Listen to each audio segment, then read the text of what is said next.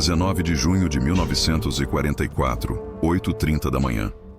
Vice-almirante Jizaburo Ozawa está na ponte do porta-aviões Taiho, e a decisão que está prestes a tomar parece simples, lógica e inevitável. Lançar todas as aeronaves disponíveis. Ataque massivo contra a frota americana que apoia a invasão de Saipan.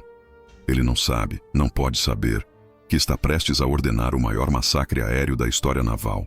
Que em menos de 6 horas, mais de 600 aeronaves japonesas serão varridas dos céus. Que a aviação embarcada imperial, a mesma força que atacou Pearl Harbor 3 anos antes, deixará de existir como ameaça operacional, e que ele assistirá a tudo isso acontecer, incapaz de fazer qualquer coisa para impedir. Do convés do Taihu, 73 aeronaves decolam em sequência perfeita. Do Shokaku, veterano de Pearl Harbor, e do Mar de Coral, 72 caças e bombardeiros enchem o ar. Do Zuikaku, outro sobrevivente das grandes batalhas, 68 aeronaves se juntam à formação. Os porta-aviões leves Junyo, Ryo, Ryuho e Chiyoda contribuem com dezenas mais. No total, aproximadamente 450 aeronaves embarcadas tomam os céus naquela manhã, formando a maior força de ataque aéreo que o Japão conseguiu reunir desde Midway.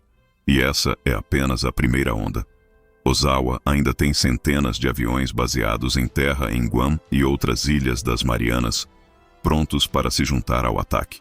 O número total de aeronaves japonesas que participarão da batalha nos próximos 2 dias chegará próximo a 600. É poder de fogo impressionante, é força suficiente para destruir frotas inteiras. Deveria ser suficiente.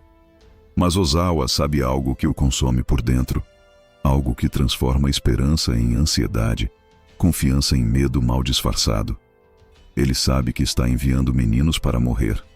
A maioria desses pilotos tem menos de 300 horas de voo. Muitos nunca viram combate real. Foram treinados em programas encurtados, simplificados, esvaziados de tudo, exceto o mínimo absoluto, porque não há combustível suficiente para voos de treinamento adequados. Não há tempo suficiente, porque a guerra se move rápido demais. Não há instrutores suficientes porque os veteranos estão mortos, abatidos sobre o Pacífico, ao longo de 3 anos de batalhas contínuas. Os homens que atacaram Pearl Harbor eram alguns dos pilotos mais bem treinados do mundo, com anos de experiência. Os homens que Ozawa está enviando agora mal sabem pousar em porta-aviões sem acidente. Mas ele não tem escolha. Se a frota americana não for detida aqui, Saipan cairá. E se Saipan cair, os bombardeiros B-29 poderão alcançar o próprio Japão. A guerra chegará às cidades principais. O fim estará próximo. Então ele envia seus novatos porque é tudo o que tem. Porque esta é a última chance do Japão de fazer algo significativo no Pacífico. Porque a matemática da guerra já não favorece o Império. E cada dia que passa, torna a derrota mais certa. A 100 quilômetros de distância, nos porta-aviões americanos da Força Tarefa 58, operadores de radar detectam a formação japonesa no momento exato em que decola. Pontos aparecendo nas telas, multiplicando-se rapidamente, formando uma nuvem massiva que se move em direção à frota. O contra-almirante Mark Mitcher, comandando 15 porta-aviões e mais de 900 aeronaves, sorri levemente quando recebe o relatório. Ele estava esperando por isso. Tinha posicionado seus navios especificamente para este momento. Tinha preparado suas defesas com precisão cirúrgica. Tinha veteranos que lutaram através de todo o Pacífico. Pilotos com centenas de horas de combate real. Tinha radares que detectavam o inimigo muito antes que o inimigo pudesse detectá-lo. Tinha as Proximity Fuses, espoletas de proximidade que faziam projéteis antiaéreos explodirem perto de aeronaves sem precisar de acerto direto. E mais importante, tinha os Hellcats. O F-6F Hellcat é superior ao Zero japonês em praticamente todos os aspectos mensuráveis. Mais rápido, mais pesadamente armado, mais protegido, mais resistente a danos. E pilotado por homens que sabem exatamente como explorar essas vantagens. Homens que aprenderam através de anos de combate como lutar contra zeros, como usar velocidade e poder de fogo ao invés de tentar manobras circulares onde o zero tem vantagem. Mitchell ordena lançamento de interceptação. Mais de 220 Hellcats decolam em minutos, guiados por controladores de caça usando radar para posicioná-los perfeitamente para o ataque. Eles sabem exatamente onde os japoneses estão, exatamente qual altitude, exatamente qual velocidade. Os pilotos americanos têm todas as vantagens antes mesmo que a primeira rajada seja disparada. O que acontece a seguir será chamado pelos marinheiros americanos de Marianas Turkey Shoot, a grande caça ao Peru das Marianas.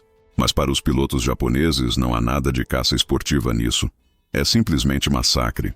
Os Hellcats interceptam a primeira onda japonesa a mais de 80 quilômetros dos porta-aviões americanos.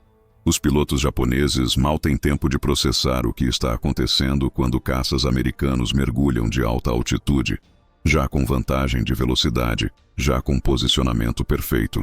Formações de bombardeiros japoneses que não têm como se defender adequadamente são metralhadas sistematicamente, porque seus próprios caças de escolta estão mal posicionados, mal coordenados, pilotados por homens que simplesmente não sabem como proteger bombardeiros efetivamente. Não foram treinados para isso. Não tiveram tempo suficiente para aprender. Bombardeiros caem do céu em chamas, um após outro. Torpedeiros são destruídos antes de chegar perto o suficiente para lançar suas armas. Caças Zero tentam engajar os Hellcats e são abatidos em sequência porque os pilotos americanos sabem exatamente como lutar contra eles, sabem que não devem entrar em combates circulares, sabem que devem usar mergulhos de alta velocidade, ataques rápidos, aproveitando o motor mais potente e proteção superior. É execução metódica, matemática, quase industrial na eficiência. Não é questão de coragem ou espírito de luta. É questão de treinamento contra inexperiência, tecnologia superior contra equipamento obsoleto, veteranos contra novatos.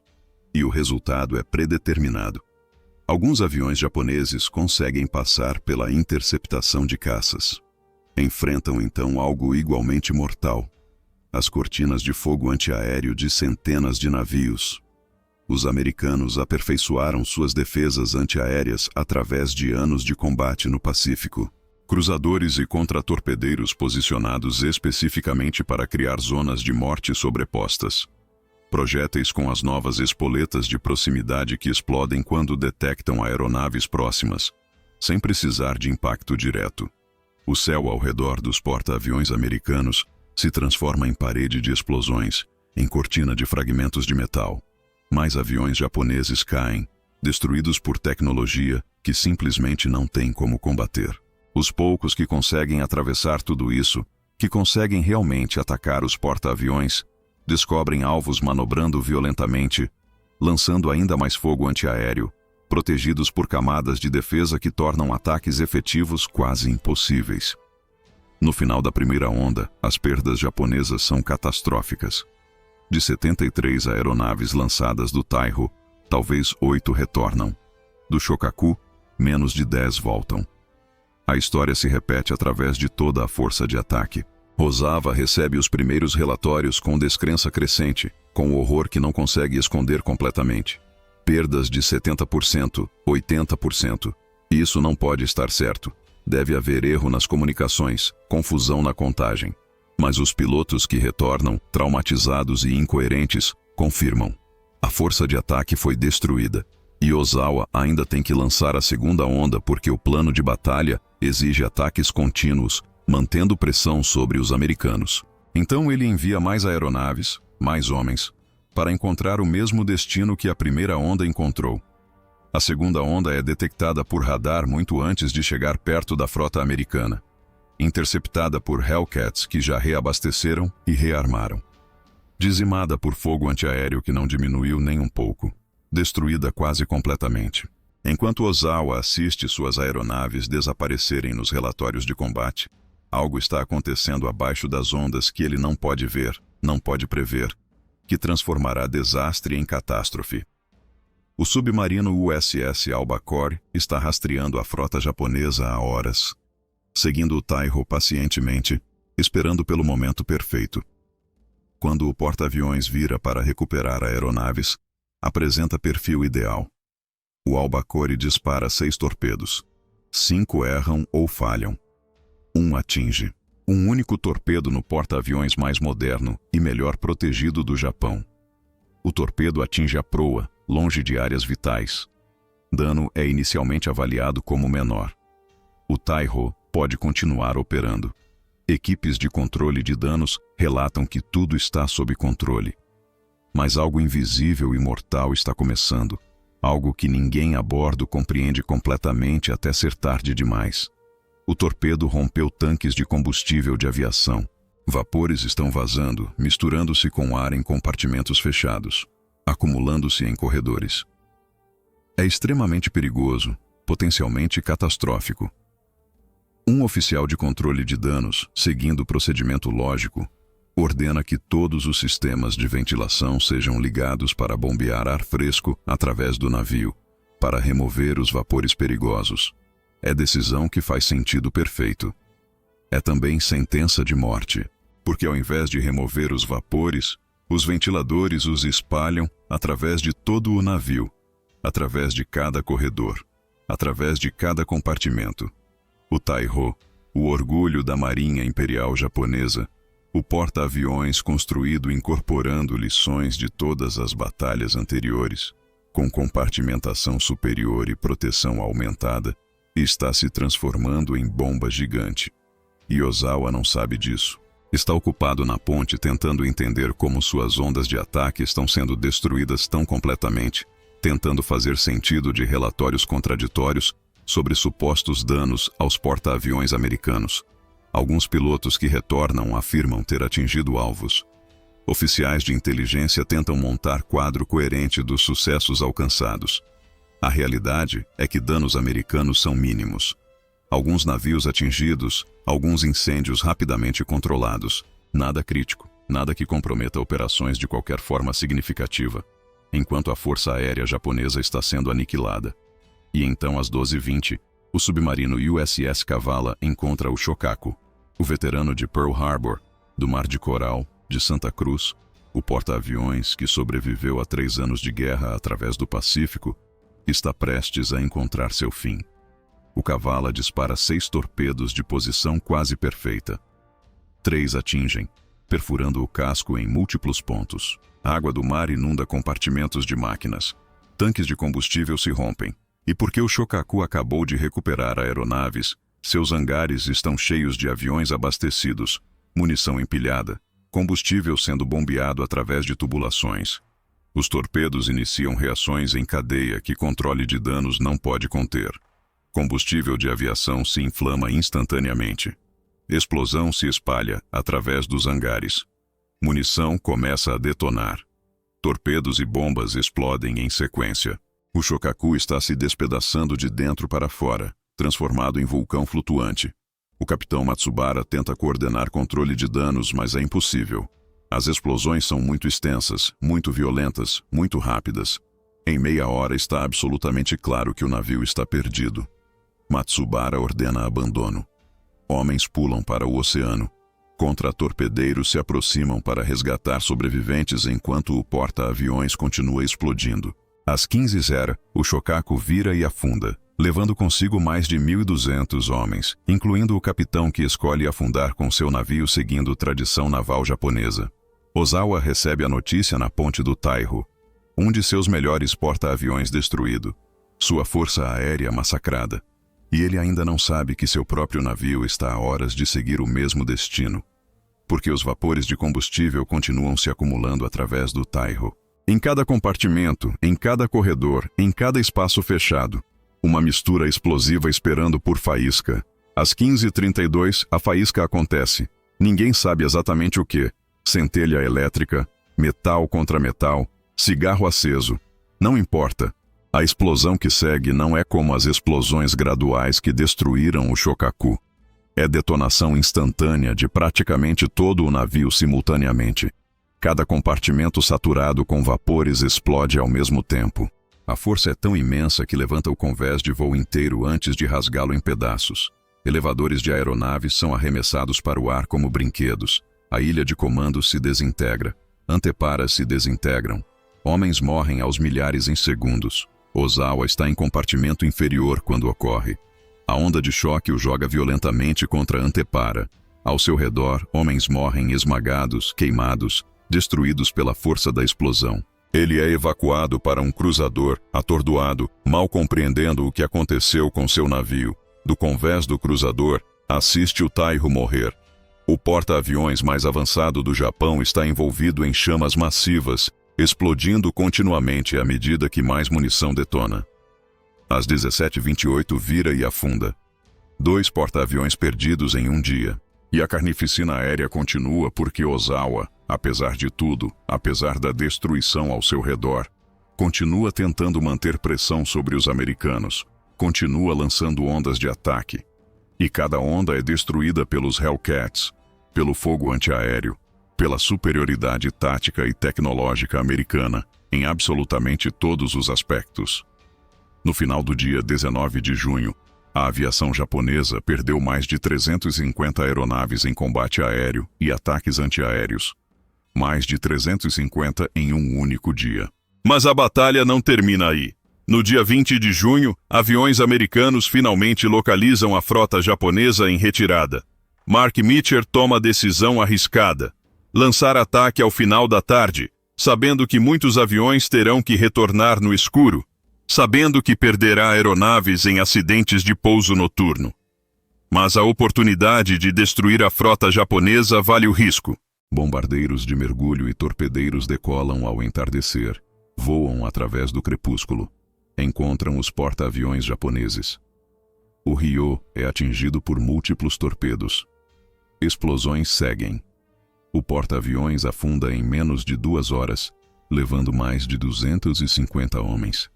3 porta-aviões em 2 dias. Mas as perdas de aeronaves são ainda mais devastadoras.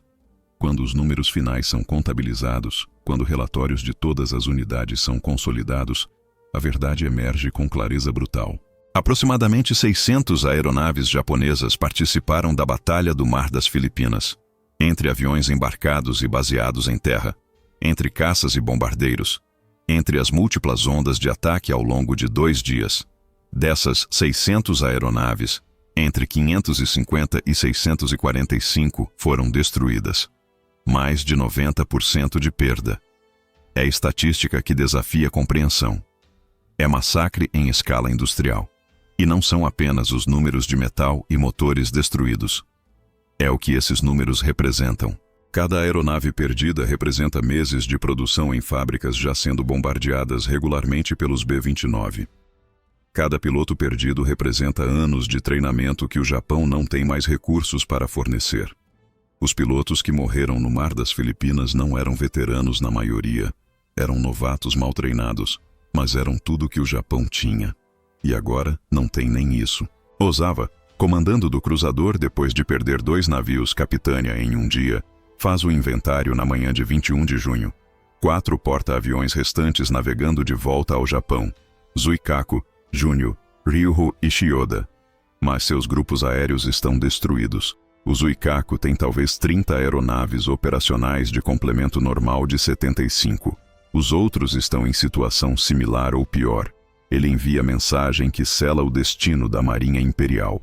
Nossos porta-aviões continuam navegando, mas já não temos aeronaves para operar. É admissão de derrota total.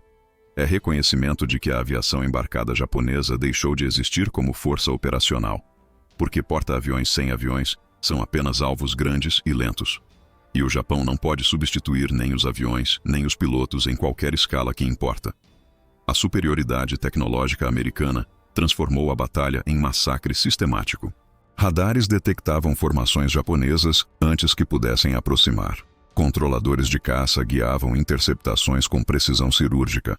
Hellcats superiores pilotados por veteranos destruíam formações de novatos em minutos. Defesas antiaéreas aperfeiçoadas através de anos criavam zonas de morte que aviões japoneses simplesmente não podiam atravessar. E os pilotos japoneses estavam completamente despreparados porque programas de treinamento haviam colapsado. Não havia combustível suficiente para horas de voo adequadas.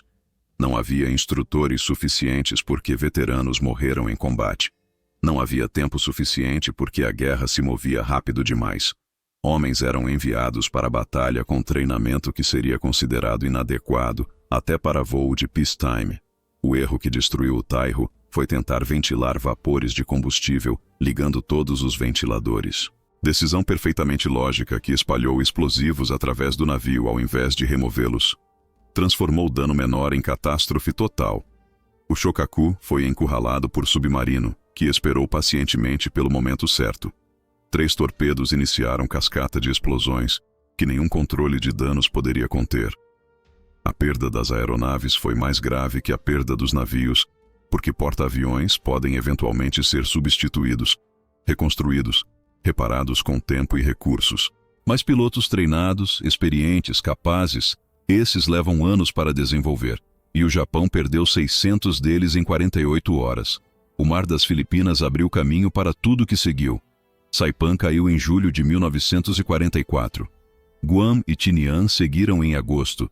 De Saipan, bombardeiros B-29 começaram a bombardear o Japão sistematicamente. Em outubro, a Batalha do Golfo de Leyte destruiu o que restava da marinha de superfície japonesa. Em março de 1945, Tóquio queimou sob chuva de bombas incendiárias. Em junho, Okinawa caiu depois de batalha sangrenta. Em agosto, Hiroshima e Nagasaki desapareceram sob cogumelos atômicos. Tudo conectado, cada derrota tornando a próxima inevitável, cada perda acelerando o colapso final. E o Mar das Filipinas foi o momento em que a última força ofensiva real do Japão, a aviação embarcada que atacou Pearl Harbor em 1941, foi exterminada em 2 dias de massacre sistemático. Ozawa sobreviveu à guerra. Serviu brevemente no período pós-guerra antes de se aposentar. Quando perguntado sobre o Mar das Filipinas, ele era brutalmente honesto sobre o que aconteceu. Fomos derrotados em todos os aspectos. Tecnologia, treinamento, táticas, números. Não tínhamos chance. É avaliação devastadora, mas absolutamente precisa. O Japão, em junho de 1944, estava lutando com restos de força que já havia sido sangrada por 2 anos contínuos. Midway quebrou a espinha da aviação embarcada. Santa Cruz sangrou os veteranos. Guadalcanal drenou recursos e reservas. E o Mar das Filipinas executou o que restava. 600 aeronaves varridas dos céus em 2 dias. 3 porta-aviões afundados. A aviação embarcada japonesa reduzida a nada em um fim de semana de junho. A linha conectando Pearl Harbor a esse momento é perfeitamente clara. Pearl Harbor despertou o gigante industrial. O gigante construiu a maior frota que o mundo já viu. E no Mar das Filipinas, o gigante esmagou a força que o havia despertado.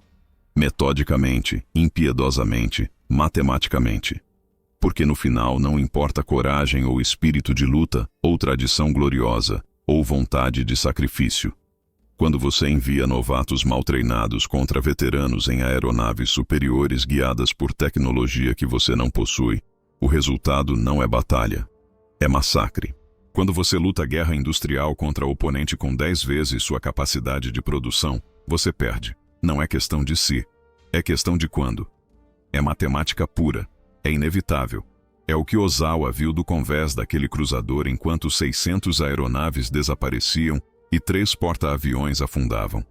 O dia em que a Marinha Imperial perdeu sua capacidade ofensiva para sempre. O dia em que o Mar das Filipinas provou que a guerra já estava perdida. O dia em que 600 aeronaves caíram e levaram consigo as últimas ilusões de que o Japão poderia fazer algo além de retardar o inevitável. E você, o que acha? Depois de perder 600 aeronaves e 3 porta-aviões em 48 horas, com pilotos mal treinados enfrentando veteranos americanos em aeronaves tecnologicamente superiores, havia alguma decisão tática que Ozawa poderia ter tomado para mudar o resultado?